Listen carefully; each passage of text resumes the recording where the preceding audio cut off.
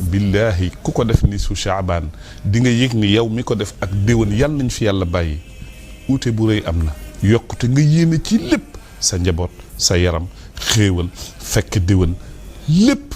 incha allah.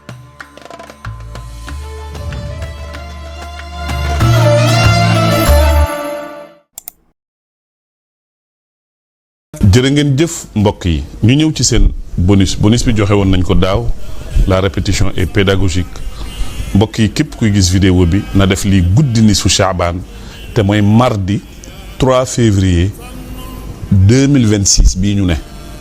wala nga def ko ci bëccëg bi ndax dañu bëgg bëccëg bi mooy mercredi le lendemain mercredi 4 février 2026 na ci ñëpp woor yonent da ko daan woor ku ko woor am nga yoolu ku woor at bi yëpp yonent bi alayhi salaatu salaam daam na woor guddi ni su Shaabaan ku ko woor it yàlla jéggal na la sa bàkkaar yi njëkk ak yi mujj ko yow ma wala datu ummu bu mu leen rëcc guddi gu rëy la inna anzalnaahu fi laylati mubaaraka borom xam-xam ñu bëri ne nañ mooy guddi ni su Shaabaan mbokk yi guddi la boo xam ne ñetti góoru yàlla màggal nañ ko ca Louga en 1959 ala jabdu Baye Abbas Sall bu Louga ak sëñ Haadi ñu jàng ci ñetti suuratu yaasin leeral naa ko léegi ci biir waxtaan bi mbokk yi ñu bokk yàlla guddi gi bu mu leen rëcc guddi gu màgg la ku ci nekk na def dog bi pare enchaîner sarax bii ma lay wax soxna Maram dina ko bind da ngeen di jàng fatiha benn yoon jàng astaghfirullaha téeméeri yoon 100 ngeen teg ci yaa latifu yaa latifu yaa latifu 313 ñetti téeméer ak fukk ak ñett da ngay jiital ñett teg ci fukk teg ci ñetti téeméer ngeen def ko ci yaa latif ngeen teg ci yaa salaamu 313 yaa salaamu yaa salaamu ngeen jiital ñett teg ci fukk teg ci ñetti téeméer ngeen teg ci xasbunallahu wa ni'mal wakil 450 da ngeen di jiital 400 yi teg ci 50 yi nga teg ci bismillahi allazi la yadurru maa ismihi shay'un fi l ardi wala fi sama wa huwa samiu al alim 33 fois fanweeri yoon ak ñett nga teg ci wala hawla wala quwwata illa billahi al ali al azim 66 adadu allahu ngeen teg ci ñaan bii ma lay wax 28 fois ñaar fukki yoon ak juróom-ñett allahu rabbun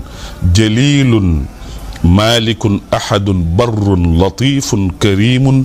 lam yazal samada 28 fois nga tëjee ko benn salaatu ala nabi wala salaat al fatihi ma répété waat astaghfirullah 100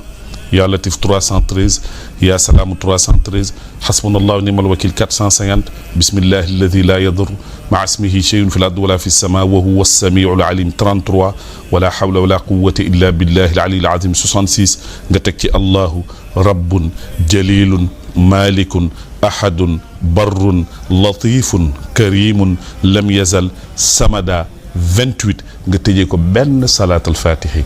nga yéene ci sa aajo yi soxla yépp balaa déwén nga xool billahi ku ko def ni su Shaabaan di nga yëg ni yow mi ko def ak déwén yàlla nañ fi yàlla bàyyi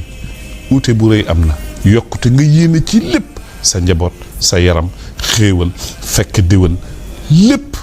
incha allahu taala di nga yokk bu baax a baax a baax ku amul chance sax doo def dog bi yal na yàlla faj aajo yëpp bu ñu noppee bés bi ci jour bi ñu def ñetti ndab ñu génne 3 kilos dugub 3 kilos ñebbe 3 kilos mboq 3 kilos dugub 3 kilos ñebbe 3 kilos mboq maanaam booy def dog bi maanaam tiimal ñetti ndab yi nga ñaan si boo noppee ëf ko